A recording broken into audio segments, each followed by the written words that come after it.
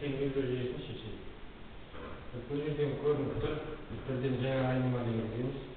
X plus y'likte a deyimiz var. X minus y'likte b dep belgiley alamız.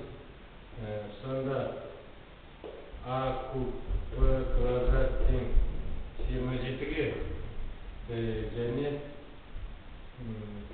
b kub a kvadrat teң 9'ga деген теңдеулер жүйесіне келеміз.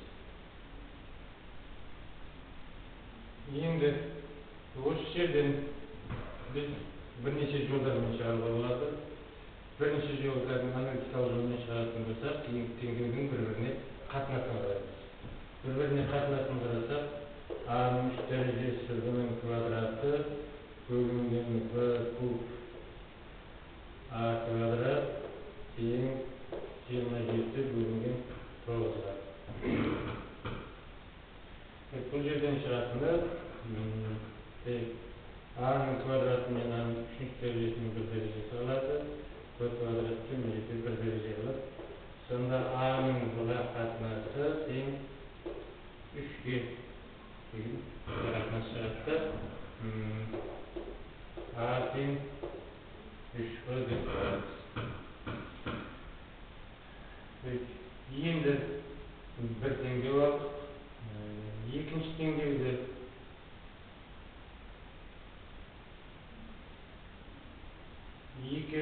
біреуінің орнына қойсақ, біреуінің орнына қоясың. Бірінші теңдеуге қойсақ та болады, екінші теңдеуге қойсақ та болады. Екінші теңдеуге қоясың. Екінші теңдеуге қоясың. Сонда a-ның орнына 3 бұны қоямыз. v куб көбейтілген 3 бұның квадраты тең 9'ға. Тең 9'ға. Бұдан жақсыларды ашамыз. v куб көбейтілген 9 көбейтілген v квадрат тең 9'ға. 9'dan 9 кетеді. Бұның 5-ші дәрежесі тең 1-ге. Бұдан b тең 1-ге деген жауап аламыз. Енді бұның орнына қойып a-ны табамыз. a тең 3-ге. Енді алайықта басқа белгілерін белгілейміз. X плюс y тең 3-ге, x минус y тең 1-ге. X плюс y тең 3-ге, x минус y тең 1-ге. Бұмыз 1-ге тең болды, ал 3-ге тең болды.